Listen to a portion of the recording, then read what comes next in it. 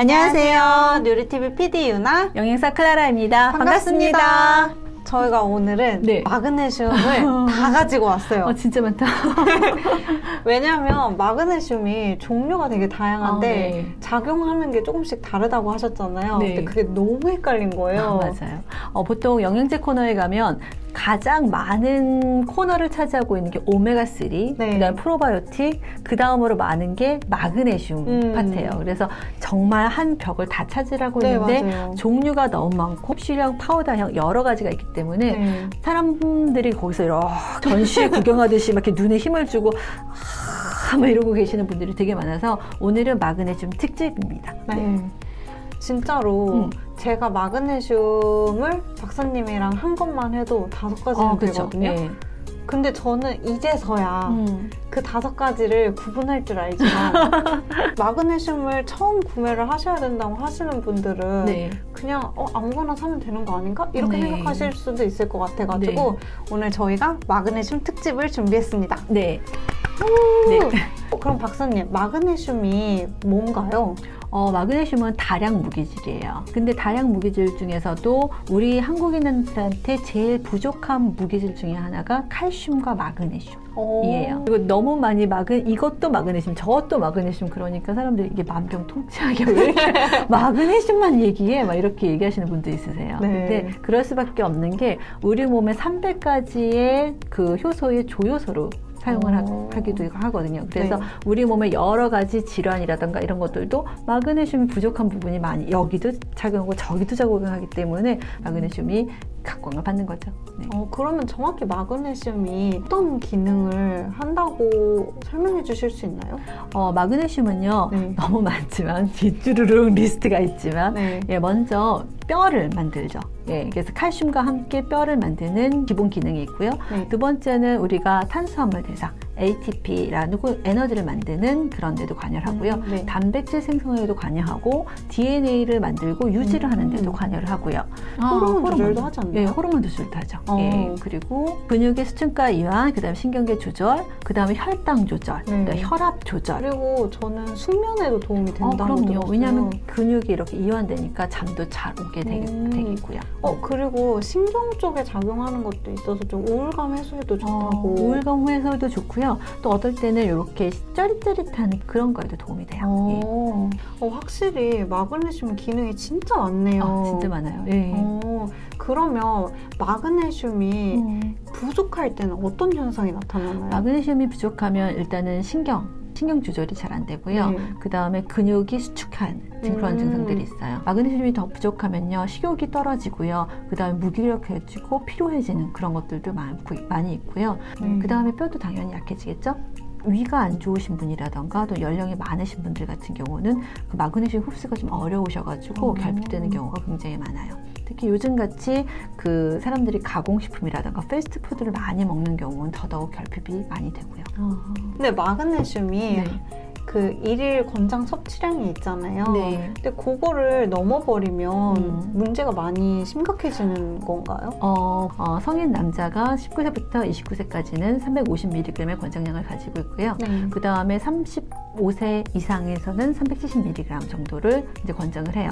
성인 여성 같은 경우는 270mg 정도가 되는데 마그네슘 섭취량의 상한선이 350mg 정도가 돼요. 그 이상으로 먹으면 통이라던가 구토라던가 또는 설사 증상들이 굉장히 많이 나타날 수 있으니까 너무 많이 드시면 안 돼요. 근데 주의하실 거는 보통 영양제들의 마그네슘이 조금씩 다 들어있어요. 멀티비타민도 마그네슘이 있고 내가 먹는 또 이런 위에 관련된 것들도 마그네슘이 있을 수 있고 조금씩 합쳐지다 보면 350일이 넘을 수도 있거든요. 그러니까 내가 지금 먹는 영양제를 쭉 펴놓고 마그네슘이 들어있는 거를 이렇게 찾아보시고 그걸 합산을 한번 해보시는 게 좋을 것 같아요. 네.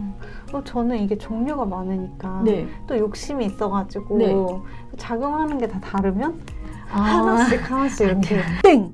그래서 지금 말씀하신 것처럼 마그네슘의 종류에 따라서 기능이 약간씩 틀려요. 마그네슘은 어떤 거하고 같이 붙어 있느냐에 따라서 종류가 다르거든요. 무기염, 그 탄소를 가지고 있지 않은 그 염의 형태를 가진 것들하고 합쳐진, 예를 들어 대표적인 게 마그네슘 옥사이드 같은 것들. 네. 예, 가격도 되게 저렴하고요. 분자 크기가 작아서 보통 이렇게 함량에 보면 마그네슘 함량이 굉장히 높게 이렇게 네. 측정이 되어 있어요. 마그네슘 영양제를 사실 때는요, 마그네슘의 함량을 딱 보시고 마그네슘이라고 써 있으면 그 옆에 얘가 몇 퍼센트 마그네슘, 내가 진짜 먹는 마그네슘은 얼마인가를 한번 체크를 해보시는 게 좋은데요. 마그네슘 옥사이드는 마그네슘의 비율이 높은 편에 드는데 흡수율이 안 좋아요. 특히 이제 위가 안 좋으시거나 이렇게 마그네슘 흡수가 잘 안 되시는 분들은 별로 권장하지 않는 게 마그네슘 옥사이드. 그 다음에 이제 유기염하고 붙어 있는 마그네슘. 그래서 유기염 마그네슘이라고 하는데 대표적인 것이 마그네슘 사이트레이트. 그래서 구연산 마그네슘이라고 하는 거. 네, 그 다음에 마그네슘 말레이트, 말산 말레이트. 이 두 가지가 유기염과 같이 있는 마그네슘이라고 할 수 있어요. 무기염 마그네슘보다는 흡수율이 더 높아요. 네, 생체 흡수율이 더 높은데 또 그거 말고도 또 다른 좋은 점들이 있죠. 구연산 같은 경우는요, 우리가 사이트레이트, 시트릭 애시드라고 얘기를 하기도 하는데 체내에 들어가면 마그네슘이 딱 분리가 되면서 마그네슘도 돌아다니고, 그 다음에 이 구연산은 우리가 에너지를 만드는 회로에 들어가서 에너지를 만드는 효과도 있어요. 그래서 내가 좀 많이 피로하다라고 하시는 분들은 요 구연산을 드시면 에너지도 얻을 수 있는 좋은 점들이 있죠. 예, 좀 아쉬운 점은 마그네슘이 여기서 똑 떨어져서 마그네슘 혼자 이온 상태로 돌아다니다 보니까 주위에 있는 물을 이렇게 흡수를 해요. 그래서 이게 붙여가지고 다니기 때문에 분자가 커지잖아요. 그러니까 잘 흡수가 좀 덜 돼요. 하지만 무기염 마그네슘보다는, 마그네슘 옥사이드보다는 조금 더 잘 흡수가 되지요. 예.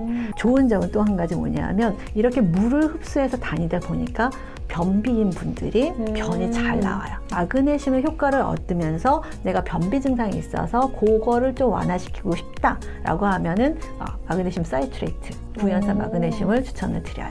네. 그러면 말레이트는요, 신경에 관련되는 것들에 굉장히 도움이 돼요.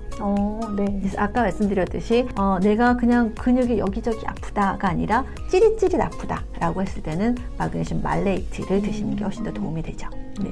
그러면 제가 제일 많이 봤던 비스글리시네이트 이름도 길어. 얘는 아예 다른 건가요? 예, 얘는 킬레이트 마그네슘이에요. 마그네슘을 중앙에 두고요, 안전한 아미노산들이 두 개가 같이 붙어 있는 거예요. 글리신이라는 아미노산이 두 개가 붙어 있어요. 예, 그래서 비스글리시네이트. 그래서 얘는 인체에 들어갔을 때 마그네슘이 들어왔네 라고 알아보는 게 아니라 아미노산이 들어왔구나 라고 생각을 하는 거예요, 인체가. 그러니까 아미노산 흡수의 경로를 통해서 가기 때문에 빨리 흡수가 되죠. 그러니까 생체율이 굉장히 높고 흡수율이 굉장히 높은 게 마그네슘 비스글리시네이트. 내가 마그네슘이 굉장히 부족해가지고 막 눈썹 팍 떠르리고 막 이런 증상이 있을 때 바로 효과를 보시려면 마그네슘 비스글리시네이트가 훨씬 더 좋습니다. 근데 이거 여기까지는 제가 많이 들어봤던 마그네슘들인데 이 밖에도 마그네슘 종류가 있다고 하더라고요. 네, 많이 있어요. 타우린 마그네슘이라고 있는데요. 얘네들은 우리 몸속에 들어가서 간이나 신장에 도움을 줄 수 있고요. 수면장애에도 도움이 된다고 합니다. 그리고 특이하게 마그네슘 클로라이드라는 게 있어요. 예, 마그네슘하고 염소가 붙어 있는 거예요. 이거는 누가 쓰냐 하면 위산이 좀 부족하신 분들. 그리고 탄산 마그네슘이 있어요. 마그네슘 카보네이트는 분필 성분이거든요. 그럼 분필을 먹는 거예요? 근데 그거는 마그네슘 보충제를 먹는 게 아니라 우리가 설사를 하기 위해서. 그래서 우리가 이제 이렇게 변이 안 나오고 그럴 때 이렇게 설사를 하려고 이렇게 먹는 거 있잖아요. 그럴 때 먹는 것들이 탄산 마그네슘. 이라고 생각하시면 돼요. 네, 그러면 혹시 이렇게 변비가 있을 때 분필을 먹으면 안 되는 거죠? 아니. 그래서 저희가 오늘 엄청 많은 종류를 알아본 것 같아요. 근데 마그네슘은 복용 시간이 좀 중요한 편인가요? 그렇죠. 왜냐하면 무기질들은요, 잘 소화가 안 돼요. 예, 그렇기 때문에 보통 무기질 드실 때는 식후 바로 같이 드시는 게 더 좋겠고요. 그다음에 내가 좀 근육 이완이라던가 숙면을 위해서 마그네슘을 드신다 그러면 자기 전에. 근데 자기 전에 바로 먹고 이렇게 눕지 마시고요. 좀 한두 시간 정도 시간을 두고 그 전에 드시고 잠을 주무시는 게 좋겠습니다. 마그네슘 이렇게 설명을 들어보니까 다 또 더 좋은 것 같아. 어떻게? 네, 약간 저도 이렇게 없는 거 하나씩 골라가지고 사서 먹어야 될 것 같은데 이게 마그네슘이 좀 부작용은 많은 편인가요? 마그네슘 부작용은 별 많이 없어요. 근데 아까도 말씀드렸듯이 변을 무르게 하잖아요. 네. 그래서 설사라던가 위장 트러블이 생길 수가 있고요. 그 다음에 이게 근육을 이완시키다 보니까 심장 박도수가 느릴 수가 있고 혈압도 떨어질 수가 있기 때문에 심장이 안 좋아서 심장약을 드시는 분들 같은 경우는요, 마그네슘 복용을 조금 조심하시거나 아니면 시간을 좀 두고 드시는 것들도 권장을 드립니다. 네. 반드시 과량 복용하시면 안 돼요. 네. 알겠습니다. 저희가 오늘 마그네슘 종류에 대해서 알아봤는데요. 아무래도 자기한테 맞는 마그네슘 종류를 선택하는 게 굉장히 중요한 것 같아요. 여러분들도 똑똑하고 현명하게 마그네슘 선택하셨으면 좋겠습니다. 궁금하시면 저희 창에 그 댓글 남겨주시면 거기에 어떤 마그네슘이 좋은지 또 알려드리겠습니다. 네. 그러면 오늘 저희 영상이 도움이 되셨다면 구독과 좋아요, 알람 설정 부탁드릴게요. 감사합니다.